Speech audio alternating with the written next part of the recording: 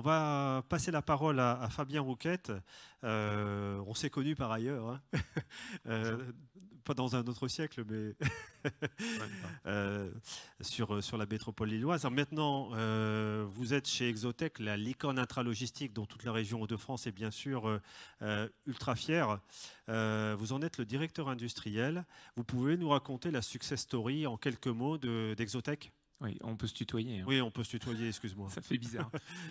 Oui, donc bonjour à tout le monde. Exotech donc, est une entreprise qui a été créée en 2015 par deux ingénieurs, Romain Moulin et Renaud Hetz, qui ont eu l'idée de créer une solution innovante au service du site logistique d'une entreprise. Ils ont fait un tour de France et même un petit peu d'Europe de beaucoup de sociétés pour capter le vrai besoin des clients, qu'est-ce qui n'était pas adressé par le marché, pour créer une solution basée sur des robots autonomes qui se déplacent en 3 dimensions dans des racks spécifiques et qui permettent d'apporter beaucoup de performance en termes de prélèvement de lignes par heure, une densification très très importante des sites logistiques en exploitant l'intégralité de la hauteur des bâtiments logistiques et en rapprochant les unités de stockage avec des allées en fait extrêmement étroites, donc très peu de place perdue, et une agilité, une flexibilité et une scalabilité, si je peux me permettre ce franglicisme, très important. Donc ce sont des propositions de valeur qui s'inscrivent complètement dans tout ce qu'on vient de se dire, c'est-à-dire pour changer un petit peu notre manière de travailler vis-à-vis des enjeux, notamment du monde de demain et de l'environnement.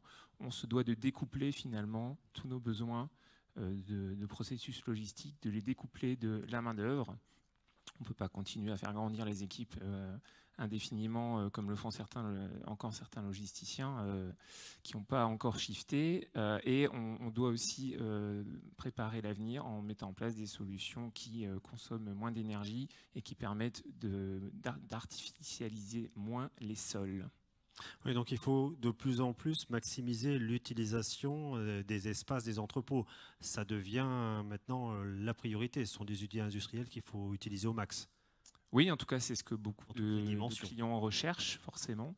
Et également aussi l'aspect, comme je disais, lié à la main-d'œuvre logistique, qui est, comme d'ailleurs beaucoup de main-d'œuvre opérationnelle, pénurique. Donc notre solution répond à ces enjeux-là majoritairement. Oui, et tu nous parlais du volet standardisation. Qu'est-ce que tu veux dire par là?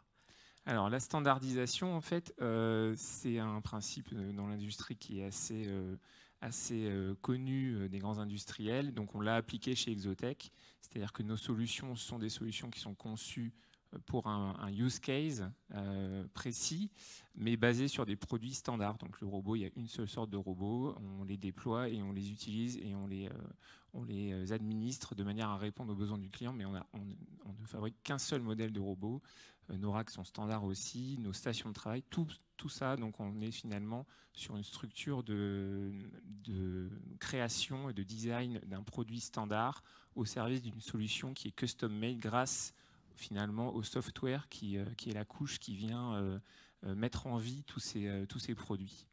Alors, je crois savoir que tu as travaillé, ou l'entreprise a travaillé avec le laboratoire Cristal de l'Université de Lille 1 tout au début. Est-ce que l'écosystème logistique, supply chain, transport des Hauts-de-France, voilà, est-ce qu'il est pour toi unique? Est-ce qu'il t'aide dans ton développement? Ou est-ce que finalement, voilà, c'est aussi bien ailleurs? Comment tu peux le décrire? Est-ce que voilà, il y a cet effet réseau? Alors, Exotech est venu s'implanter dans le Nord pour 2 raisons principales. La première, c'est que c'est une grande métropole en France, donc avec beaucoup d'activités, de nombreuses entreprises, à la fois fournisseurs potentiels et clients potentiels sur le bassin.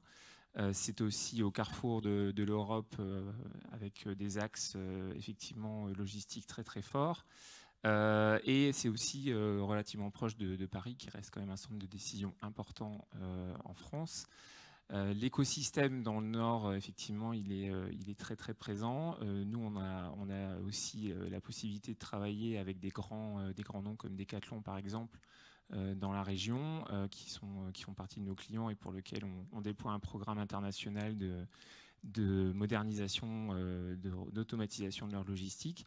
Oui, on s'appuie aussi sur des fournisseurs qu'on ne connaît peut-être pas forcément, mais il y a de très nombreuses sociétés dans les Hauts-de-France qui sont dans les domaines de la métallurgie, de la câblerie, de l'assemblage de cartes électroniques.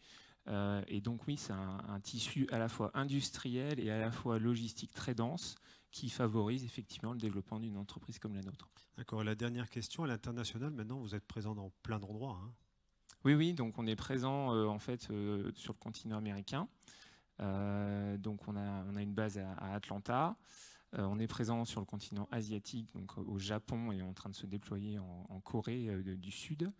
Nous sommes présents en Europe centrale avec un centre de décision à Munich, et on se déploie sur toute l'Europe centrale. Et bien sûr, on est présent en France sur la métropole lilloise, avec plus de 800 salariés, comme on disait tout à l'heure.